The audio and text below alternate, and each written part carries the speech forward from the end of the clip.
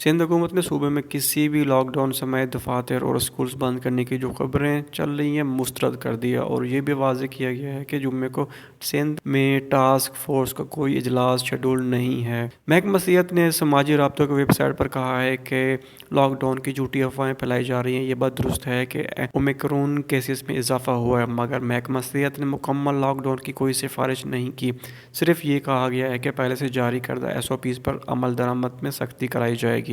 तर्जुमान सिंध हुकूमत मुर्तज़ा वहाब का मजीद कहना है कि जुम्मे के रोज़ कोई इजलास शेड्यूल नहीं है, कोई इजलास नहीं होगा। महकमा सेहत की जानिब से अब तक किसी भी पाबंदी की सिफारिश नहीं की गई है, ताहम सूरत हाल का जायज़ा लिया जा रहा है। ज़रूरत महसूस हुई तो हालात के मुताबिक फ़ैसले किए जाएंगे। मज़ीद अपडेट्स के लिए चैनल को सब्सक्राइब कर दें। बहुत शुक्रिया।